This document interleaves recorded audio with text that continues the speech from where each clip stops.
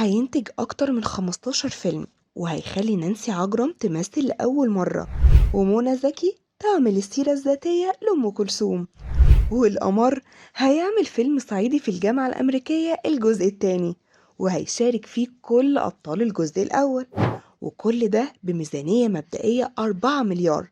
مشاريع تركي آل شيخ في الفن في مصر بكواليتي عالمية، وهدفها التفوق على هوليوود. تعال أقول لك تفاصيل مشروع صندوق بيج تايم اللي أعلن عنه المستشار تركي آل شيخ رئيس هيئة الترفيه في المملكة العربية السعودية.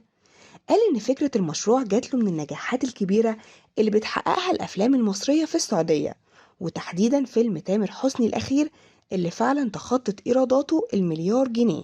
هي اللي نورت فكرة مشروع صندوق بيج تايم في دماغه، وقرر يدخل بقوة في مجال الإنتاج الفني للأفلام والمسلسلات. المشروع ده هو شغال عليه بالتعاون مع أكبر صناع الفن في مصر والوطن العربي، وطبعا بالتعاون مع شركات عالمية كتير. أعلن المستشار تركي آل شيخ عن بعض من أهم الأعمال اللي هتكون من ضمن المشروع، أولهم مسلسل من 8 حلقات بس هيتصور في السعودية، وتحديدا في منطقة البوليفارد.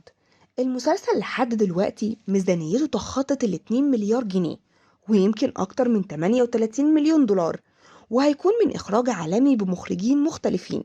العمل من تأليف محمد دياب وأشقائه. أما عن الأفلام اللي هتكون في القايمة فعددهم لحد دلوقتي 15 فيلم، أبرزهم فيلم شغل كايرو اللي هتشارك فيه الفنانة نانسي عجرم كممثلة لأول مرة قصاد الفنان كريم عبد العزيز، وفيلم هيتكلم عن السيرة الذاتية لأم كلثوم اللي هتعمل دورها الفنانة منى زكي. العمل هيكون من تأليف أحمد مراد وإخراج مروان حامد. كمان فيلم أولاد رزق الجزء الثالث، وفيلم الفيل الأزرق الجزء الثالث برضه. وبعد طول انتظار هنشوف صعيدي في الجامعة الأمريكية الجزء الثاني، المشروع اللي وقف كتير بسبب عقبات قدر المستشار تركي آل شيخ إنه يتخطاها، ويبدأ في خطة إنتاج الفيلم من تاني، وهيشارك فيه معظم النجوم اللي ظهروا في الجزء الأول. وفيلم إكس مراتي من بطولة تايسون وأمينة خليل، وفيلم الشنب بطولة ليلى علوي وسوسن بدر، وفيلم فرقة الموت بطولة الفنان أحمد عز. وحاليا بيتم التفاوض مع الفنان أحمد السقا على أكتر من عمل أكشن، ده غير أفلام تاني كتير هيتم الإعلان عنها الفترة اللي جاية.